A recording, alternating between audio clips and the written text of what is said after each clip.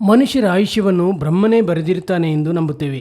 ಎಷ್ಟೇ ದೊಡ್ಡ ಅಪಘಾತವಾದರೂ ಕೆಲವರು ಬಚಾವಾಗಿ ಬರುತ್ತಾರೆ. ಕೂದಲೆಳೆಯ ಅಂತರದಲ್ಲಿ ಸಾವನ್ನ ಗೆದ್ದು ಬರುತ್ತಾರೆ. ಅಹಮದಾಬಾದ್ ಏರ್ ಕ್ರಾಶ್ ಪ್ರಕರಣದಲ್ಲಿ ನಡೆದಿರುವುದು ಇವೆಲ್ಲಕ್ಕೂ ವಿಸ್ಮಯಕಾರಿ ಘಟನೆ. ಅದೇನೆಂದರೆ, ಭಾರೀ ಸ್ಫೋಟದಲ್ಲಿ ವಿಮಾನದಲ್ಲಿದ್ದ ಎಲ್ಲ 242 ಮಂದಿಯ ಪ್ರಾಣಪಕ್ಷಿ ಹಾರಿ ಹೋದರೂ ಒಬ್ಬ ಪ್ರಯಾಣಿಕ ಮಾತ್ರ ಸಾವಿಗೆ ಸವಾಲೆಸೆದು ಬದುಕಿ ಬಂದಿರೋದು ಅದೃಷ್ಟವೋ, ಹಣೆಬರಹವೋ, ವಿಸ್ಮಯವೋ ಅಥವಾ ಪವಾಡವೋ ನಿಮಗೆ ಬಿಟ್ಟಿದ್ದು. ಆದರೆ ನಡೆದಿರುವ ಪವಾಡ ಮಾತ್ರ ಊಹೆಗೂ ನಿಲುಕದಂಥದ್ದು ಎಂಬುದು ಮಾತ್ರ ಸತ್ಯ. ಲಕ್ಷಾಂತರ ಲೀಟರ್ ಪೆಟ್ರೋಲ್ ಇದ್ದ ವಿಮಾನ ವಿಚ್ಛಿದ್ರಕಾರಿಯಾಗಿ ಸ್ಫೋಟಿಸಿತು. ಅಲ್ಲಿ ಯಾವ ಅವಶೇಷವೂ ಉಳಿದಿರಲಿಲ್ಲ.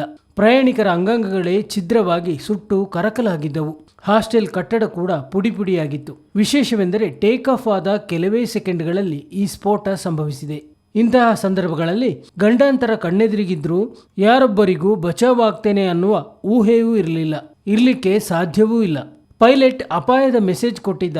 ಆದರೆ ಅತ್ತಲಿಂದ ಪ್ರತಿಕ್ರಿಯೆ ಬರುವ ಅರೆ ಕ್ಷಣದೊಳಗೆ ಆಘಾತ ಎದುರಾಗಿದೆ. ಇಂಥದ್ರಲ್ಲಿ ಪ್ರಯಾಣಿಕರು ರಕ್ಷಣೆಯ ಊಹೆ ಮಾಡಿಕೊಳ್ಳಲು ಸಾಧ್ಯವೇ? 110ನೇ ಸೀಟ್ನಲ್ಲಿ ಕುಳಿತಿದ್ದ ರಮೇಶ್ ಆ ಕ್ಷಣದಲ್ಲಿ ಎದ್ದು ಎಮರ್ಜೆನ್ಸಿ ವಿಂಡೋ ತೆರೆದು ಕೆಳಗೆ ಹಾರುವ ಮೂಲಕ ಕಣ್ಣೆದುರು ಬಂದ ಮೃತ್ಯುವನ್ನು ಸೋಲಿಸಿ ಪವಾಡವನ್ನೇ ಸೃಷ್ಟಿಸಿದ್ದಾರೆ.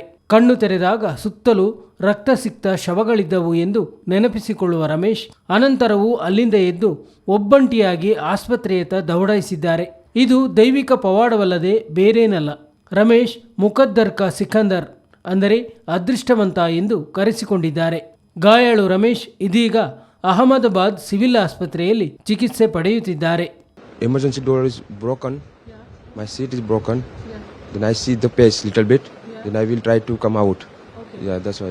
So, did the aircraft catch fire before you came out? Yes. Okay. A little bit fire. After me, I'm out. Then blast.